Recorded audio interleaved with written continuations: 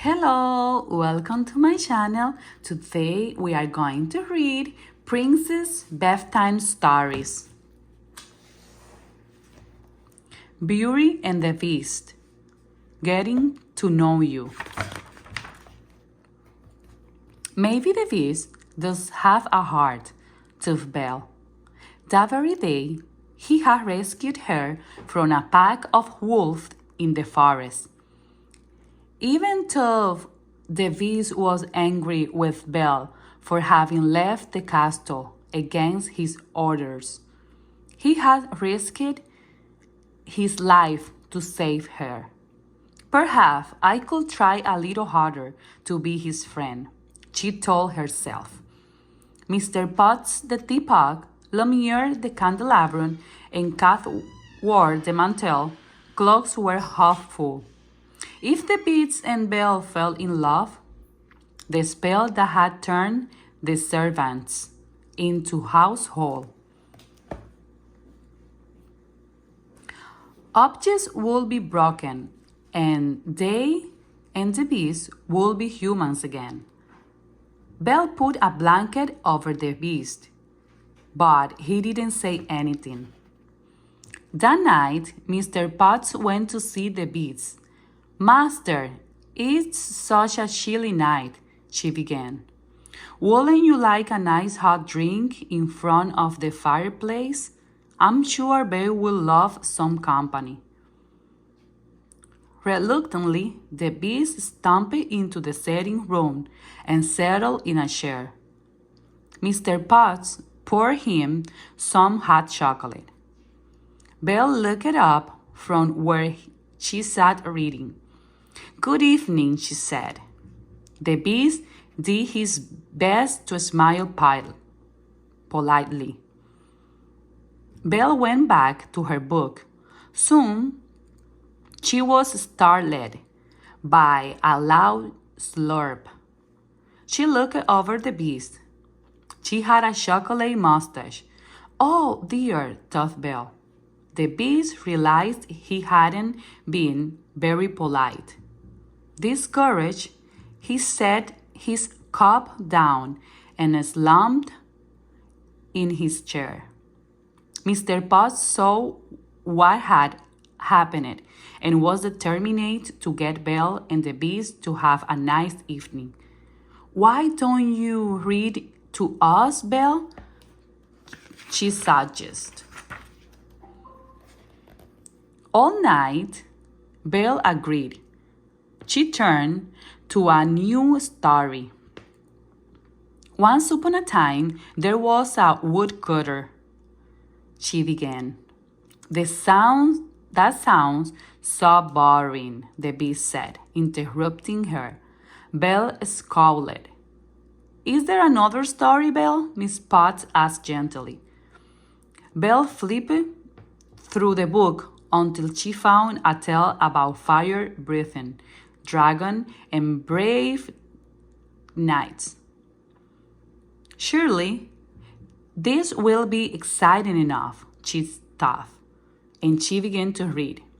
The Beast sat on the edge of his seat the whole time, listening to every word.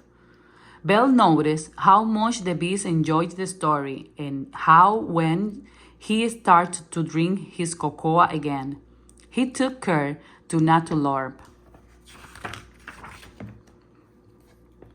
The next day, Lumiere and Cathwart decided to play matchmaker too.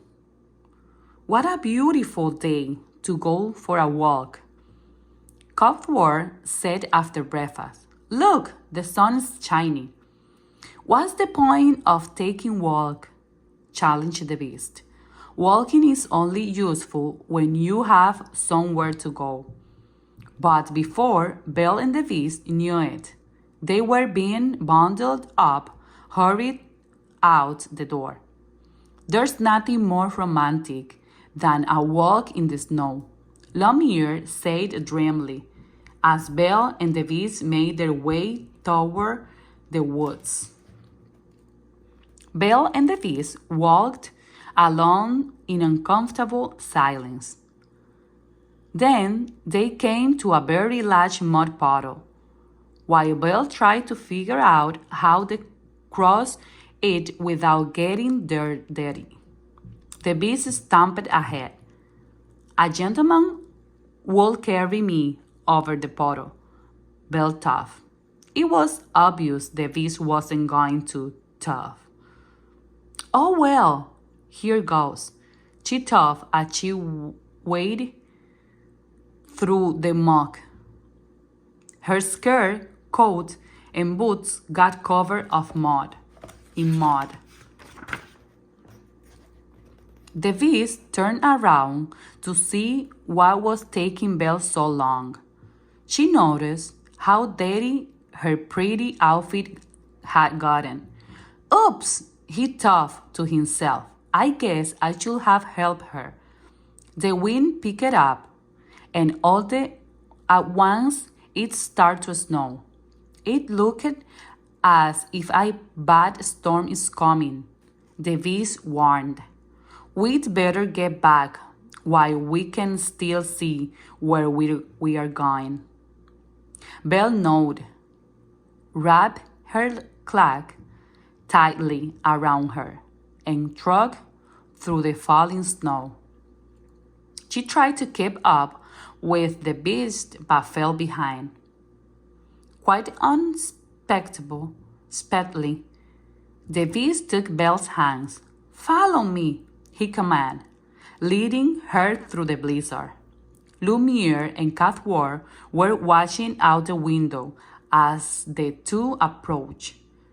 They noticed Belle's hands in the beast's paw. "How romantic!" exclaimed Lumiere. Belle was relieved when they made it to the castle, and also surprised at the way the beast had taken of her. A few minutes later, Belle went upstairs to change. "It looks as if you and the master are getting to know each other better," Mrs. Potts said. Belle hesitated. "I suppose," she answered. "There is so much about him that's gruff and rude, and yet he is full of surprises." In the meantime, in another part of the castle, Cuthbert and Lumiere were helping the beast dry off. "Did you have a nice walk, master?" Cuthbert asked. The beast hesitated. "Yes," he began. "Belle can be rather boring and proper, but then she walked through the mud without complaining. And she didn't act scared when she got caught in the storm. She's kind of surprising." That afternoon, Mrs. Pot prepared a lovely lunch and served in the castle greenhouse. "Remember, master," Lumiere whispered as the beast went to the table. "Young ladies appreciate politeness. Try to be understanding," Mrs. Pot begged Belle. "The master manners aren't what they should be, but he's trying." When they got to the table, Belle smiled promptly, and the beast managed a grin. Both were getting tired of trying to be on their best behavior. Their drinks were served, and they started eating. The beast grabbed a chicken leg and began to devour it. But after Belle picked up her napkin and placed it in her lap, the beast grabbed his own napkin and did the same. "Isn't this lunch delicious?" asked Belle. The beast answered, his mouth stuffed with food. Just then, the beast noticed that his napkin had fallen in the floor. He took it down to retrieve it and accidentally tipped over the table as he tried to sit back up. A roll flew off his plate and hit Belle in his face. Oh, thought the beast. Even he knew that throwing food was not polite. This lunch was a disaster. He was about to apologize when he saw a playful smile on Belle's face. To his surprise, she threw the roll tied back to him. At him. Bonk! It hit him on the ear. Belle took one look at the beast's startled expression and burst out laughing. When Mrs. Pat Lemire and Cuthbert came to check on the pair, they couldn't believe their eyes. The room was a mess. Food was everywhere, on the floor, on the drapes, the windows. It looked like there had been a food fight. But what was most surprising of all was that Belle and the beast couldn't stop laughing. Oh la la! Lemire exclaimed. What happened here? Mrs. Pot smiled knowingly.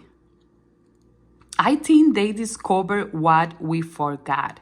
The real way to make friends is to relax and be yourself. You look like they did just that. That night, Belle and the beast got cleaned up and had a wonderful dinner together. Afterward, Belle patiently taught the beast how to dance. He listened carefully to everything she told him, and soon the two were gliding across the dance floor, in step with each other at last. The end. Thank you for watching my channel. If you like this book, subscribe and press the thumbs up.